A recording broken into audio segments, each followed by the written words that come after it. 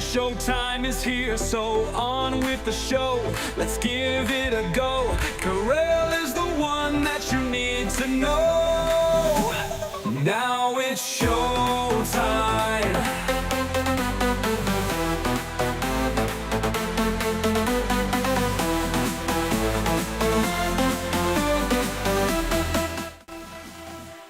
Well, Trump and Russia and Ukraine are in the news. We're going to talk about that. Also, boomers. We have some fears that Gen Y and Gen Z don't understand. And could our Secretary of Transportation be right? Maybe. I don't know. We'll talk about it. Uncensored, unfiltered, unhinged. It's the Karel Cast. Listen daily on your favorite streaming service.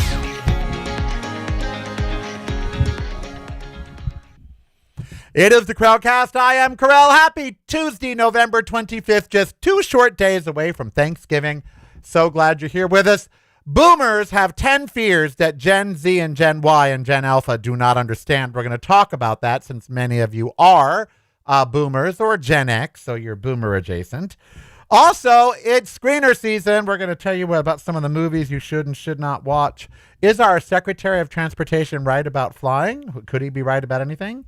And Trump and Russia and Ukraine are in the news. But I want to start with holidays. We are 2 days away from Thanksgiving. I see Christmas stuff already up. And I want to tell you why it is important, even if you don't deck the halls and decorate and do all that, that you at least take some time, have a holiday. Now, this morning, I got up at my normal time. So we got back from the park by 8:30. Oh, my God. And Jeannie lost Sassy, one of the Chihuahuas. We couldn't find her anywhere. And she's like, well, she wouldn't leave the park. But she was this little Chihuahua in a red sweater. We couldn't find her. We finally found her after walking almost half a mile around the park. She had gone back to be with a group of people. She got confused about where we all were, and she went back. But I told her if it was Ember, I'd be calling 911. I'd be having helicopters fly in. Of course, Ember has a GPS on her neck. Speaking of Ember, I got to tell you, this morning, I found what looks like part of a tooth on the floor. And the vet is stumped because I looked in her mouth and I can't see. So she has a cytopoint shot today. So we're going to bring the tooth. And, it's like home repair. When you're a homeowner, something happens and you go $500 because you just know. When I saw that tooth, I thought, oh, $1,300. We'll see. Very excited today. I get my new Mac for the show, the Mac Studio Pro. I'm so excited. Yes, 0% interest for 12 months. So what the hell? Why not, right? So anyway, big about holidays. I was doing my planning for the next couple weeks, putting in the doctor's appointments, putting in the various things, and because I got my new day planner for next year. And I thought to myself, every year between Christmas and New Year's, you pre-record shows. And so you post new content, but you're not there. It's pre-recorded, but it's new. It's new, but it's pre-recorded. Are you going to do that again this year? And I thought, well, I guess, maybe, I don't know. And then I thought, yes, you are. In between Christmas and New Year's, you're going to post pre-recorded shows. There'll be good shows. There'll be great content. You guys will love them, but they'll be pre-recorded. And I thought, because you've done 157 shows already this year. I keep track. And, you kind of need to step away from it for a couple weeks. And that got me thinking, a lot of us don't observe holidays. We don't acknowledge them or observe them or take time for them. Many of us can't. You work in retail or you're a first responder or something. But if you can, it's important to step away. He's giving himself, a couple weeks holiday. It's important to step away from something, even if you love it. I love this show. I do. But by the time Christmas rolls around, 160, 170 shows in the year, I'm ready to step back a little bit and just not talk every day for a couple weeks. So I will be recorded the week of Christmas and the week of New Year. New shows, but recorded. Hopefully, if I can ever... See, that means I got to do 2 shows a day for 2 weeks. But whatever. I just wanted to say it's important to give yourself a break. So if you're not planning to give yourself a break, give yourself a break. It has been a rough year. It really has. And, we got to step back from it and enjoy ourselves, just have some fun or just do nothing. Just sit in a chair with a blanket and watch movies all season. Whatever it is that makes you happy, you need to do it around the holidays, because January is going to have all new horrors and challenges. And it's, this time of year is time to concentrate on family, friends, yourself, replenishment, and renewal. And so I hope you will take the time to do that this holiday season. I really do. Renew. If you're not visiting reallykarel.com daily, you're missing out. Get the podcast, videos, and the blog, including recipes, at reallykarel.com. That's really KAREL.com. Showtime is here, no time to fear. Karel is so near because showtime is here. So on with the show, let's give it a go. Karel is the one that you need to know. All right. So this morning, our Secretary of War, by the way, the Sido Point shot, $120. Oh. This morning, our Secretary of War determined that the U.S. government is not going to do any more business with the Boy Scouts. They're not going to. They normally provide soldiers and medical equipment for the big jamboree that the Boy Scouts have up in the mountains. In case of emergency, they're there. Their medics are there. All that. They're not going to do any of that anymore. And Congress makes the Department of Defense or War involved with the Boy Scouts, but they can get out of it with a national security clause. And so Pete is saying that because of the border and because of all this other stuff, the troops are needed elsewhere. But his main complaint is, get this, that the Boy Scouts are not masculine enough. That's his big thing. This guy that can't do 3 pull-ups, who looks gayer than I do. He looks like if you got him drunk, he'd screw anything that moved.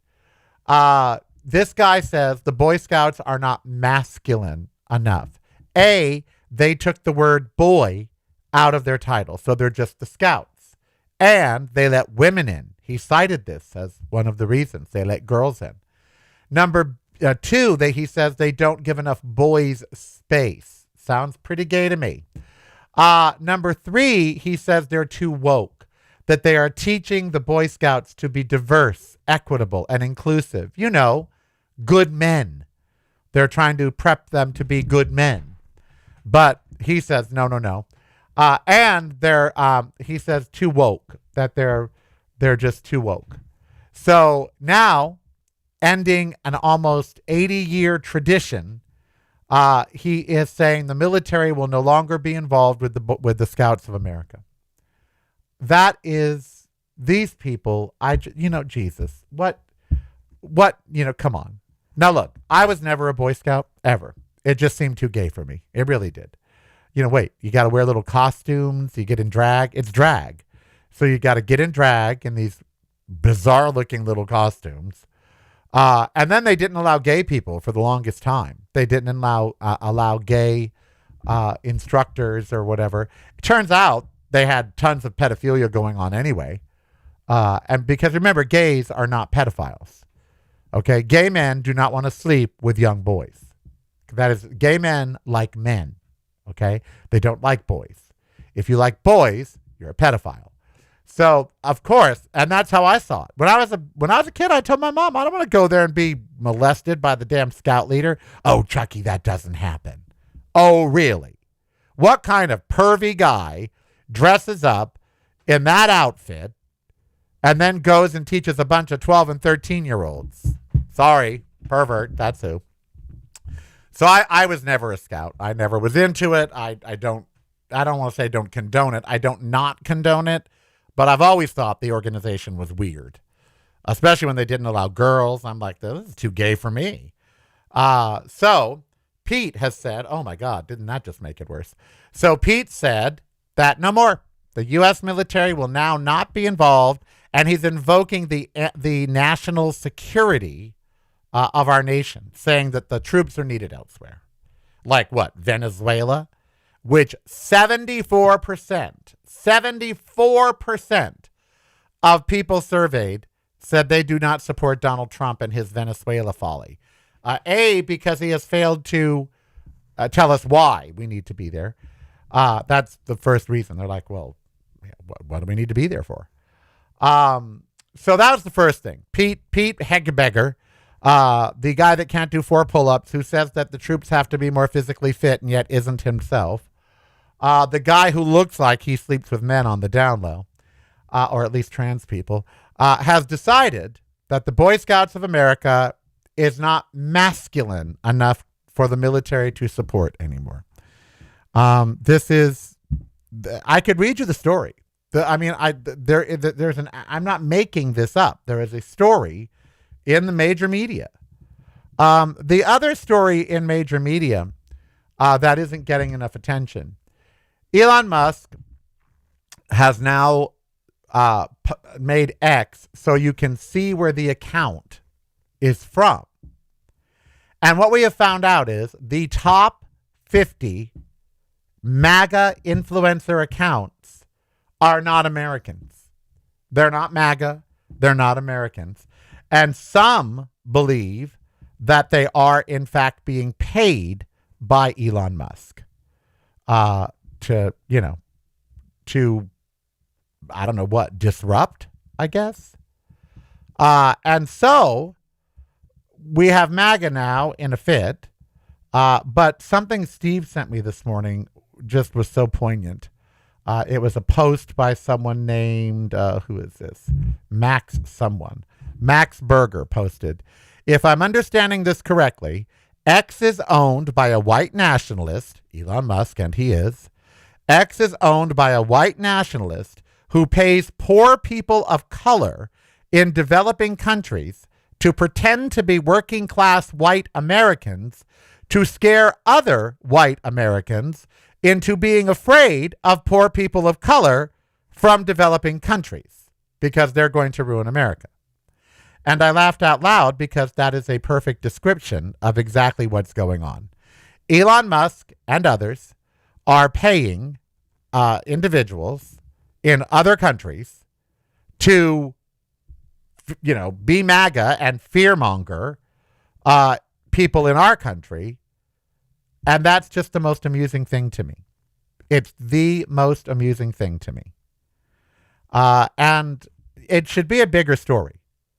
It should be a much bigger story that, MAGA has been duped. That really they have been. They follow these accounts. They regurgitate what the account says. It shaped the election cycle both back in 2016 and 2024. And no one's accountable because Elon Musk is the world's richest man. So basically, it tells us that this election was bought and paid for by Elon Musk for Donald Trump. That Elon Musk messed with the voting machines, because he did, and Trump thanked him for it publicly. I could play you the soundbite of Trump saying, thank you, Elon Musk. He sure knows those computers. We won the swing states, every swing state. All in the same breath, he said that, which any person would then allude that Elon Musk had something to do with Trump winning the swing states with those machines. And now we see that he paid people in China, Romania, Indonesia, all over the place to pretend to be MAGA accounts, spread disinformation, and these gullible maggots just gobbled it up like it was real. This is a huge scandal, quite frankly. And if they were a TV network or a newspaper, they'd be put out of business. But it's just some platform owned by the world's richest man, so it's untouchable. But they literally created fake MAGA accounts, turned them into huge influential accounts that took money, which came from Elon, no doubt, so Trump could win, so other maggots could win, and so it seemed like all the info out there was MAGA, when it's all fake. And that's what Trump is. And that's what MAGA is. It's fake patriotism. It's smoke and mirrors. It's deflection and dodging. It's misinformation. And it's outrage for outrage's sake. It's all contrived. It's all manufactured. And these 77 million people fell right into it because they are of low intelligence. About 1% of MAGA is not low intelligence. They're the ones taking advantage of the other 99% of MAGA. And that other 99% are people of lower intelligence and impossible critical thinking. Because anyone that stays with a party where the leader is a criminal, where the leader does not do what he pledges he was going to do when he got into office, and he hasn't done any of it, and then you find out that the information that you've been receiving is fake, manufactured, and from a foreign entity, and you still stay with that party, you don't have the brains of a rock. And it's okay to say that because it's in evidence. So today we find out the Boy Scouts aren't masculine enough, that the U.S. government no longer wants to help or supply needs for the Boy Scouts because they're not masculine enough, because they don't have enough places for the boys to, quote, be boys, because they allow girls in, and because they want diversity, equity, and inclusion included in being a scout. Heaven forbid you should create well-rounded young men. So Peter Hegeberger is saying, nope, that's it. Then we find out that a majority of the information that MAGA is getting about MAGA is not from MAGA, but from people in other countries being paid by someone like Elon Musk to spread misinformation. You know, as I said yesterday, this is truly the Wizard of Oz. MAGA is the party behind the curtain, and they are a party of facades. They're not real. They're not grounded in anything. Their leader is fake with no power. I mean, he has no real power except what the office of the presidency gives him. He's not a powerful man. And they just follow along, just blindly. Go read the comments on my TikTok videos. They're still picking on my teeth, still calling me queer, still picking on my neck, still calling me names. And yet I'm proving beyond the shadow of a doubt that their leader is a fraud. Their movement is a fraud. The information that they consume is fraudulent, and they're too stupid to realize it. Great. It's like Ukraine. Why couldn't they stop Ukraine 4 days after it started? Why now is Trump and Zelensky and Putin? Every war is just old people fighting, and the war ends and young people dying. And the war ends when those old people finally decide it serves no purpose. Israel is still at war. They're still killing Gazans. In Ukraine, Russia is still killing Ukrainians. And it'll stop when the white guys, Trump and Putin, and some white guys from Europe, decide that, okay, it doesn't serve us anymore to have this war, let's end it. If men can end a war after 2 or 3 years, they could have ended it after 2 or 3 days. It shows you that wars end when they're no longer advantageous for the people that started them. And that it has nothing to do with principle. It has nothing to do with sovereignty. And everything to do with money and land and resources. Rare earth minerals, oil, water, whatever it might be. And that they end when the rich white guys say they end. That's why I would never fight one. I would never go to war for the United States unless we were being actually attacked, unless there were people coming onto our shores and attacking us. That's it. That's the only reason I'd go to war. Everything else is just white people fighting, and they decide when it can end. Anything that can be ended by rich guys deciding it's over, that lasts longer than a week, is ridiculous. But Ukraine generated lots of money. Lots. Billions and billions of dollars all told. For who? Arms dealers. Arms dealers. That's all Ukraine is. It's a funnel for arms dealers. And once there's not enough money in it anymore, they'll stop it. So there must not be much money in it now, because now they're talking about stopping it. They could have stopped it a year ago. They could have stopped it 2 days after it started. But no, now we can stop it. Why? What's been accomplished? What has changed? Nothing. They could have ended it a year ago. Oh, well, they could have ended it in January on day one, like Trump said. But did they? No. All right, let's check the chat room at youtube.com/Willie Karel. That's youtube.com/Willie Karel. There's a real easy way to get to my YouTube, you know. You just go to youtube.reallykarel.com. It takes you right there. youtube.reallykarel.com.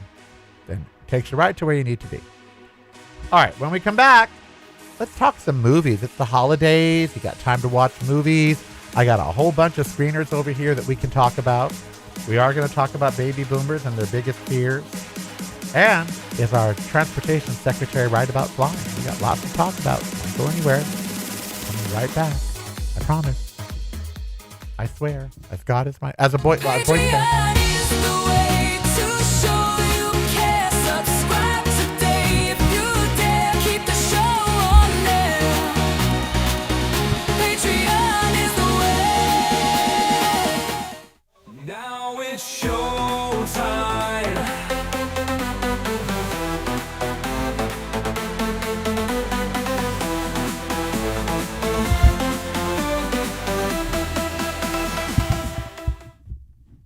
All right, it's my favorite season, screener season.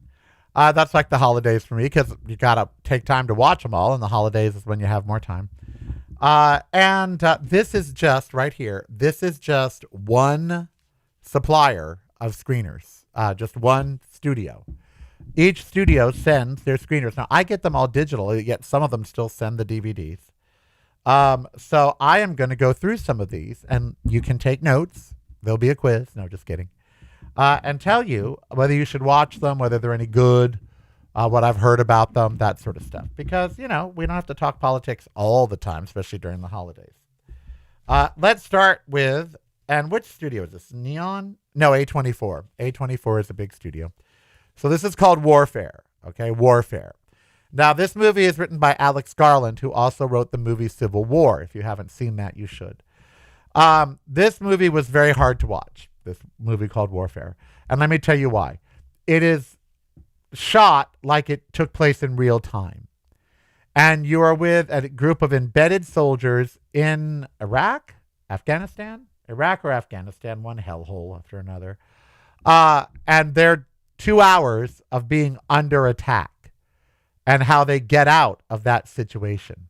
Now, the real soldiers involved in this help the filmmakers make the movie to give it realism. And it is very, very real. And the fact that you watch it as if it's real time. So there's no cutting back to backstories. There's no memory recall. It's just like you have a camera in the room for 2 hours with soldiers in Iraq or Afghanistan. It was harrowing. It was hard to watch. It made you realize what a waste Iraq and Afghanistan were, how our soldiers should have never been there, and what odds they were fighting, because the Afghanis had the home court advantage, as did the Iraqis, because they're used to fighting with nothing and fighting inside of cities and all of that. So it's called Warfare. It's from A24. It's a good movie. It's great performances in the movie by an entire, all-star cast. But at the same time, it was hard to watch because you feel like you're in war. You feel like you're in battle. All right, next from A24, this is called Bring Her Back. It's a horror movie. It's currently screening. It wasn't as horrific as it could be. It's about a woman that wants to raise her dead daughter from the dead, so she takes 2 adoptive children in and starts practicing rituals on them to raise her dead daughter from the dead. It's, as horror movies go, on a scale of 1 to 10, I'll give it a 7. Nah, 6. A 6. A lot of predictable, not as horror. It's no Exorcist, okay? I didn't have nightmares after watching it. But it was a decent horror movie. It's called Bring Her Back. All right. After the Hunt, Julia Roberts, Andrew Garfield, all kinds of people, but Brian Grazer production. I have to tell you, Julia Roberts, she really can do no wrong, because even though this movie is probably a 3 out of 4 star movie, maybe 2.5 to 3 stars, her performance is 4 stars. And the girl from The Bear is in here too. Ayo Edebiri and Chloe Sevigny and Andrew Garfield. And so a lot of great actors. And this is one of those movies that we are missing nowadays, which is every movie at the theater now is these big, like Wicked or Marvel. No, this has actors acting, telling you a story. Nothing blows up. There's no special effects. But Julia Roberts, incredible. All right, what else have we got from H1N4? Materialist. You know what? It's a rom-com. It's got, what's his name? From the Avengers. Speaking of the Avengers. Pedro Pascal. And it's got Chris Evans. It's a really cute rom-com. But, again, it's almost a Hallmark movie or a Lifetime movie. We have 2 rich guys dating. She has to decide which one she wants to go with. Obviously, you should have sex with Chris Evans, but marry Pedro Pascal. I recommend it, though. It was fun if you like rom-coms. Highest to Lowest, Denzel Washington as a music executive. It's got action. It's got intrigue. It's, extortion, all that kind of stuff. He's great. He sort of plays like Clarence Avant. I don't know if you know who Clarence Avant was. Huge guy in music. But it's good. It's streaming. I'd give it 4 stars. It's good. Called Highest to Lowest. The Smashing Machine with The Rock. I don't like The Rock anymore ever since he's gone MAGA, but it's a great performance by him. Something unexpected. He plays a boxer. And it's a true story of a UFC legend. It's a movie by Benny Safdie, who's a great director. It didn't get a lot of play because of The Rock. There's Rock backlash right now. But it is a good film. And it's called The Smashing Machine. Eddington is the one you need to watch. Joaquin Phoenix, Pedro Pascal, set in a small town of Eddington. It takes all the issues of the world, Black Lives Matter, COVID. It takes all of those and boils them down to a very small town. You have the sheriff, Joaquin Phoenix, who doesn't want to wear a COVID mask, who doesn't like the Black Lives Matters protest, even though there's 8 people at the protest in his town. And you have the mayor, Pedro Pascal, who actually believes in COVID and wearing masks and supports Black Lives Matters and all that kind of stuff. But it boils it down to a small town. And it's really, really cute. Lots of dialogue, great acting. It's called Eddington. I would definitely see that this season if you haven't. The Legend of Oki. Really great movie. The Legend of Oki. I can't really show you the cover because it's green and my green screen blares it out. But it's about a little girl who takes this little creature called an Oki back to its home. And it's about misinterpreting things because they all think the Oki are bad, but they're not. But the beauty of this film is no CGI was used. None.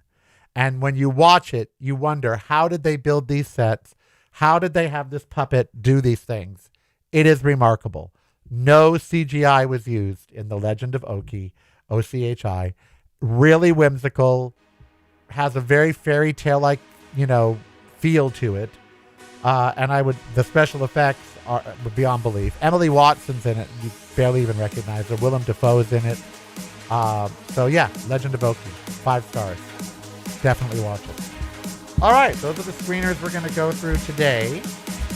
There are others we will go through at other points, but those are what I would watch if I were you, and ones that I wouldn't watch if I were you.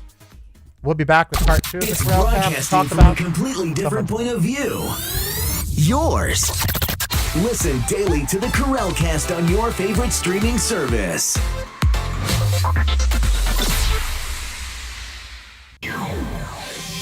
showtime is here, no time to fear. Karel is so near because showtime is here. So on with the show, let's give it a go. Karel is the one that you need to know. Now it's showtime.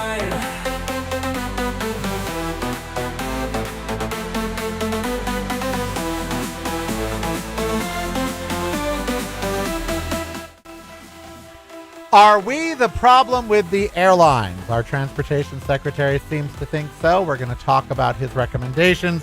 Also, 10 fears baby boomer has that Gen Y and Gen Z just don't get. We're going to talk about that as well.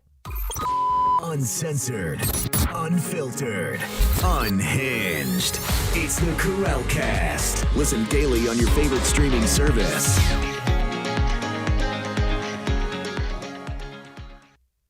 It is the Karel Cast. Welcome back to part two. So our transportation secretary has put out some guidelines for the holidays for those of you flying. Now, he hasn't taken airlines to task for canceling and not refunding or for treating you like chattel or the other things, the horrible things that airlines do if you're not rich.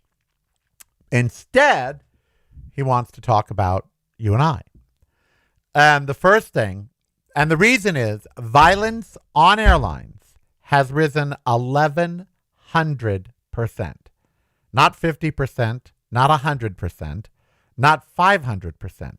Violence on airlines has risen 1,100%. While there used to be 10 or 12 incidents a year, now there's literally 1,000. Worldwide, there are just so many incidents now of people being violent on planes. You've seen the post. People yelling, people screaming, people being arrested, people being pulled off for all kinds of different reasons. Someone's wearing a MAGA shirt, or someone's wearing a MAGA hat, or someone's, kicking the back of your seat, or somebody, or whatever. Violence has risen on airlines. And many, many, many people that work on the airlines say stewardess or a flight attendant, they say that they don't feel safe anymore because each of them has experienced a passenger getting out of control. They have literally had to duct tape passengers to their seats. And this just didn't happen prior. And now it is happening. So to combat that, our Secretary of Defense has come up with some ideas. One is we should dress up better to get on a plane. And you know what? I think there's something to that. But I understand why we don't. Okay? Now, in the early days of flying was glamorous. And when you got on board, it was beautiful. You had gorgeous seats and they gave you wonderful service. And, everybody was dressed up and it was, men wore suits and women wore dresses but it was a different flying experience than it is now, where you're crammed in and have to wait to get on and got to be there 2 hours early. And then you get on the plane and you're crammed in and you got to, fight for overhead bin space and all this. So it was a different flying experience. However, I do believe flying has become like Walmart when it comes to what people wear. Now, I am all for dressing comfortably to fly. Absolutely. Absolutely. But you can be comfortable and still not be a slob. I have seen people get on planes literally in their pajamas. Not making this up. In their pajamas. I get it. You want to be comfortable? It's a long flight, whatever. However, again, you can be comfortable and still look nice. You don't have to wear a shirt. I mean, if you're ripped, you don't have to wear a suit, but you could wear a polo shirt or you could wear, something. But nowadays it's t-shirt and sweats, it's shorts, it's sandals that you can slip off under your seat. People do not dress to fly. They just don't. Now, if you're flying business or first class, there is a dress code. But for coach, there isn't. And our transportation secretary thinks there ought to be. I'd love your comments on that. Because I actually kind of believe, I do, that there should be some decorum. There really should be. And I don't know if that's classist or what. But it goes both ways. If airlines want to be respected, if they want their crews to be respected, then they need to act like they respect us, the passengers. And that's where the breakdown is. We are not acting like airlines deserve our respect because they don't give us any. Look at Frontiers and that other airline. What is it? It's yellow. Forget, but I never take it.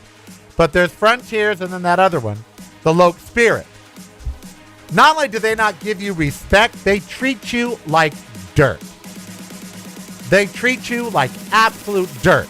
Unless you pay for this perk or that perk. And perks are... If you're not visiting reallykarel.com daily, you're missing out. Get the podcast videos and the blog, including recipes at reallykarel.com. That's really KAREL.com. Showtime is here, no time to fear. Karel is so near because showtime is here. So on with the show, let's give it a go. Karel is the one that you need to know. Now, I agree with Sandy in the chat room at youtube.com, reallykarel.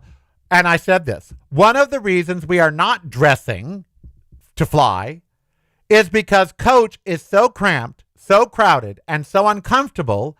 We want to be as comfortable as we can be getting on the plane because we know we're about to be put through a harrowing event. However, look, again, I'll wear sweats on a plane. I will. But I'll also wear it with a nicer shirt. When I say nicer, I'll usually mean like a polo pullover or, something like I'm wearing now. Something like this. I don't wear T-shirts. I don't wear pajamas. I don't, I wear, something I'd go out to the store in. Now, do I get dressed up? Yes. If I'm in business or first, I get dressed up.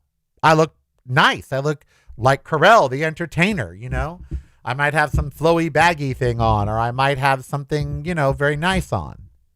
If I'm in coach, it's comfortable pants, maybe not sweats, but linen pants that are comfortable, and some sort of pullover shirt, not a button-up shirt, but some sort of pullover shirt, but a nice one, not, just a white T-shirt or some T-shirt with some writing on it or something like that.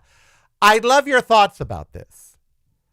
The airlines want us to respect them more. They want us to dress nicer. They want us to say please and thank you to the flight attendants. That's something the Transportation Secretary recommended, that we say please and thank you to the flight attendants, to the staff. Look, I've had staff at Southwest Airlines shout at me and tell me to stop shouting when I wasn't shouting at them. Sir, if you don't actually, I'm not going to be able, I'm like, ma'am, I'm just asking you a question. If you don't like your freaking job, get a new one. But if you say that to them, suddenly you're being unruly. They are too quick now to call the passengers unruly because sometimes a passenger has every right to be upset. And they're in the service industry. If they don't want to have to deal with unruly passengers, get a new job. But why are we turning so unruly on airplanes? I lay the blame with the airlines. Their lack of respect, they're stripping us. Now they want us to stand up and do these stand-up seats. They are stripping us of any kind of comfort, any kind of amenities, all in the name of profit. And subsequently, they're getting people who don't respect the whole ordeal of flying. Flying is a privilege. It's not a right. You don't have a right to fly unless you're a bird or a bee or an insect that flies.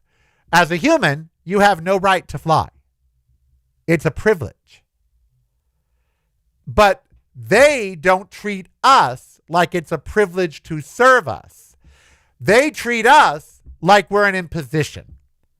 And so now we're behaving like impositions because that's how they treat us. Flight attendants can be nice or they can be some of the bitchiest people you've ever met. I once asked a flight attendant if I could move seats with my infant, and she told me that if I didn't shut up, the police would meet me at the gate. Exactly. Yep. That's where they are now. You try to ask them a simple question and they call you unruly. They have created this problem. They have created this problem. No, I don't believe that's impossible at all in the chat room. I believe that totally happened to you. I've had them one time. They were so rude to me about Ember that the two people seated by me told them to stop. I did the check-in. I always have her paperwork. I always have the TSA service animal form. I always have her regular form that she is a real service animal. All of that. I always have her medical chart. I have everything when I fly with Ember. And normally I don't get crap. Southwest Airlines twice has given me crap. And came on when we were about to take off and embarrassed me because of Ember. Well, let's see all your paperwork. Ma'am, they already checked this at the gate. As you see on my ticket, there's a code on the ticket that says service animal. Well, there's 2 animals on this plane and we only have one that's supposed to be here. So one of you is lying. And I said, well, ma'am, it's not me.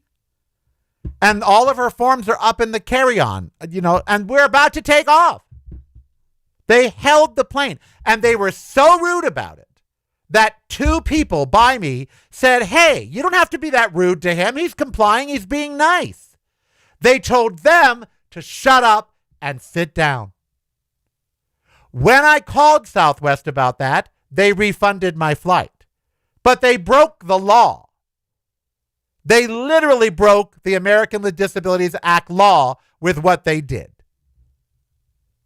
So I believe when you say that you asked if you could move with your child and they said shut up or they'll have police escort. I believe it. And they say the problem is us. We're not dressing appropriately. We're not being grateful to the flight attendants. There's no please and thank yous. There's no courtesy. Well, if you want courtesy, then be courteous. The airline employees are no longer courteous at all. Like, at all. 5% of them, 95% have turned into assholes. Now, they'll say we turned them into assholes. And maybe we did. But that's how they are now. They are so ready for a fight. They are so ready that you're going to be the one that they're going to have escorted off the plane. But our transportation secretary says it's our fault. We're not dressing well. We're not being courteous. So he wants us all to dress up to get on a plane. Well, then give me better service. That's like asking you to dress up to go to McDonald's. You're going to fucking McDonald's. You ain't going to a nice restaurant. If you're going on Frontiers Airline, they're lucky people don't show up naked. And the way they search you when you go through I'm surprised there aren't naked airlines because they just search you and search you. So yeah, it was horrible what they did to me and Ember on that plane. It really was terrible that they were so rude to me. And she was already under the seat, asleep in her thing. And they did find the other person on the plane with the dog who had lied. They were nice to them. They were rude to me. And yet I'm the one that had all the paperwork, had the proper code on my ticket, the whole thing. Yeah, it was a mess. All right. I wanted to share with you something that I read that was really interesting to me. And it was 10 fears that boomers have that Gen Z and Gen Y that they don't, understand. There's also 10 things that boomers say that upsets them. But let's start with the 10 fears. I read this and it was really moving. I thought, oh my God. So these are fears that boomers have that Gen Y and Gen Z don't understand. See, because we've been young. So we already know what they're going through. They haven't been old. They don't know what we're going through. And so they judge us online. There's a big boomer move, remember OK Boomer and all of that. So fear number 1 that boomers experience, and you tell me in the comments if these sound familiar. Fear of becoming irrelevant. Many boomers grow up in a world that changed steadily, not at the breakneck speed we see today. So when everything from communication to creativity to community suddenly lives through screens, it can make them feel the world is moving on without them. This isn't about not knowing how to use an app. This is them actually feeling their identity slipping away. I fear being irrelevant. I really do. It's hard to get relevance in today's society. Number 2, fear of running out of time. Amen. Young people have no fucking clue what that feels like. I remember being 20 and 30. You didn't feel like you felt like you had all the time in the world. At 63, you know you don't. And you fear running out of time, that you're not going to be done. You're not going to accomplish what you want. You're not going to be done. You're going to fear running out of time. Number 3 is a big fear. Fear of the loss of independence. Gen X, Gen Y, Gen Alpha, Gen Z, they really don't understand that. I've seen medical shows where older people in their 80s, they don't want to go to the hospital with the paramedics because they're afraid if they leave their home with the paramedics, they won't come back. They'll be sent off to a home. They'll be kept in the hospital, or they'll die. Fear of losing independence. That's a big fear that young people don't understand. Fear of financial instability after retirement. Again, that's something that young people just don't understand. And it's a very real fear. These fears that they're talking about here, they're not unfounded. Fears of becoming irrelevant, that's not unfounded. Fear of running out of time, that's not unfounded. You are. Fear of losing independence, that's certainly not unfounded. Fear of financial instability even after retirement, that's not unfounded. Boomers have lived through plenty of hard times, but they're afraid of the instability in the sense that things no longer follow the rules. Amen. Fear of losing your community. Wow. And that's a fear that, again, isn't unfounded. You do lose your community. Your world shrinks as you age. And you fear that. And loneliness becomes a big issue. Fear that the world they built is being criticized, not evolved. Amen. Younger generations seem that they're trying to erase the world that we built. Yep, they do. And so here we built this world, and they're like, well, that world is shit. We need a new one. Number 7, fear of being a burden. I think that goes with fear of losing independence. But yes, we all feel we don't want to be a burden to our families or to our loved ones or to our kids or grandkids or nieces or nephews or friends. We just don't want to be. Fear that technology will erase human connection. It is. That fear is grounded in reality. There's nothing. Boomers worry that deeper connection is disappearing. And since they value relationships strongly, this fear is emotional, not logical. Well, it's pretty logical to me because technology is erasing human connection. Fears that their stories won't matter. Amen. Amen. We feel like our memories are buried in a world that no longer needs them. Amen. You know, as an older gay person, I see that our stories as older gay people, it doesn't matter to the young gays anymore. They criticize us. They berate us. If we happen to go into one of their clubs, they're like, what are you doing here? You're too old. They act like our stories of Stonewall and stories of fighting for same-sex marriage and the AIDS epidemic, like that they don't matter anymore. Well, that was years ago. They do matter. But to many, they don't. And fear of losing their sense of purpose. That's the one that hit home for me. I am struggling with that one. I'm trying to find my new purpose in this part of my life. Is it to be the biggest, baddest entertainer in the world? Is it to be the most successful singer, author, dancer, comedian, whatever? What is my purpose? Was my purpose on earth to help further gays and lesbians by being so out and so visible and to give people like you someone to connect with every day and make you feel less alone? Is that my purpose? I'm struggling with my purpose right now, where I need to be and what I need to be doing, where in the world I need to be and what I need to be doing in that spot. I have a lot of these fears of losing purpose, fears that our stories won't matter, fears that technology will erase human connection, fear of being a burden, fear that the world we made is being criticized, not evolved, fear of losing community, fear of financial instability, fear of losing independence, fear of running out of time, and of course, fear of being irrelevant. I have many of those fears. Do you? If you're over 55 or 60, do any of those sound familiar? You know? And a lot of younger people have these fears too. Gen X, because boomers, I think boomers should end at like 59. And Gen X should be people born in the 60s and 70s. If you're born in the 70s, you're in your 50s. So I think these apply to people in their 40s, 50s, 60s, and up. I do believe that teenagers, 20s, and 30-somethings have a real problem understanding this. They also get upset with us when we say certain things. Like, well, why don't you just call them? They get upset at us for that. Because, they're like, well, didn't you use carrier pigeons? We don't use that anymore. So technology has evolved to where, do you know that 71% of cell phone users don't call people on the phone? 71% don't call their friends. So when you say, why don't you just call them? They get a little upset. Patreon is the way to show you care. Subscribe today if you dare. Keep the show on there.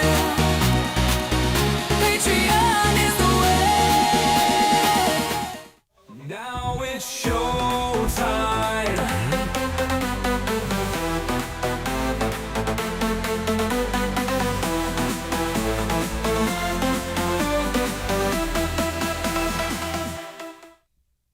Some days I think my purpose really is just to take care of Ember. That's what it's like. Well, you have to do, So this has struck a nerve. A lot of you in the chat room are talking about this at youtube.com/Really Karel. I'd love to hear your comments down below. And by the way, you don't have to be a boomer to have these fears. A lot of these fears are relevant if you're over 40, 45, 50, 55, 60, because old age is now 40 and above in today's society. They look at people 40 and think they're old. My friend Devin just turned 40. He's like, oh, I'm old. I go, 40 is not old. I wish I was 40 again. So you could be a Gen Xer and not a boomer and have these fears. Okay, so don't, even though the story was labeled boomers, I'm telling you that Gen Xers could have these fears too. Anyone aging, anyone above 45 or 50 has these fears. Okay, they do. So let's not get hung up on the whole boomer thing. Okay, I believe it's just anyone aging. They also get mad if we say you just don't want to work that hard, because they say you don't understand how we work now, that YouTube is work. Being an influencer is a job. That the corporate hustle that you guys grew up with, we don't want that. They also say that, we won't accept what you guys accepted. Drudgery jobs that took all of your life and left you no time for living and all of that. They act like we fucking wanted to do that. This is my problem with young people. They condemn the work and how we used to work. At the same time, they don't realize we didn't want to be doing that. Corporate America did not give us a fucking choice. We couldn't become an influencer on Instagram or YouTube. We had bills to pay, and we had to pay for their snotty little diapers and their snotty little noses. All right. Put down your phone and look around. They get mad when we say that at them because they say they are looking around. They're just looking around a different way. Gen Z sees the phone as a tool. They say shaming us for too much screen time is like shaming someone in 1965 for using a landline too much. Well, my parents did. How many times did you hear, get off that damn phone? They don't like when we say back in my day either. They don't like that. They say, look, they say it's a judgment. When you say back in my day, you're judging us. It dismisses the realities in favor of a rose-colored past. Kids these days are too soft. They don't like when we say that because they're too soft. If you get upset because someone says kids these days are too soft, you're too fucking soft. You can't make a living doing that. People, they say, yes, we can. 6 figures and, blah, blah, blah, blah, blah, blah, blah, blah. They get, why would you post that online? They don't understand why we would criticize that.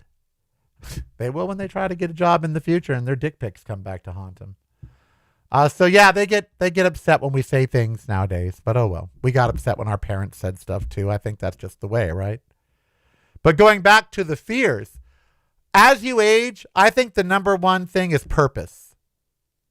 And I think that some of those fears tie into each other, like relevance and purpose tie into each other. If you fear you're becoming irrelevant, it's because you've lost your sense of purpose.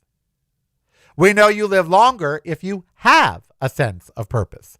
And that can be just getting up to take care of your pets, by the way. That could be your sense. My purpose is my dogs. If that's your purpose, great. Let's check the chat room. Gen Z believes baby boomers had a relatively easier path to do higher cost and consequent delay of personal milestones. I have experienced this backlash personally. Oh, yeah. No, I've experienced the backlash from the Gen Z and the Gen Ys. When I talk about not every, like, oh, God, everyone's a podcaster now and everyone's a broadcaster now. They're like, yeah, we are. And I'm like, no, you're not. You're not. You've paid zero dues. You know nothing about the medium. You know nothing about the format. You don't just jump in. And yeah, Andrew and I jumped in, but I was an entertainer prior to being on talk radio. And it's very much the same. But someone who's never entertained a person in their life, someone who's never given public speeches, someone who doesn't, and suddenly they're a podcaster. Oh, okay. Yeah. It's like, no, you're not. You're a wannabe. And they don't like when I say that. And yeah, wannabes can make a ton of money. Ben Shapiro is a horrible broadcaster. Terrible. I'd never put him on radio. Ever. But he makes a shit ton of money. Charlie Kirk was a horrible podcast host. Alex Jones, a terrible show. Just as a show. Terrible. But they make a ton of money. When we got a cordless phone, she lost her mind. Oh, I know. Remember your parents used to find you by following the cord to the room? Oh, yes. I feel empty without my dog, Karel. Well, because you are. Get another one. There's plenty out there wanting you to love them. All right. So that's right. Relatives don't call you anymore. Nowadays, a relative posts on Facebook or whatever, and they think that's keeping up with the family. They think that's staying in touch. By the way, I call people. I call Steve. I call Heather. I call Tyler. I call Hannah. We actually speak on the phone. I call my sister. I call people. I still believe because texts have no inflection, and I believe a personal conversation is the best. So I call people. And I know that's out of date. I know it's old, but whatever, I do it. And there's something to hearing someone's voice. But relatives barely call each other now. Well, I posted on Facebook. Didn't you see I was having the Thanksgiving? Why didn't you come? You didn't call and invite me? Well, no, I invited everybody on Facebook.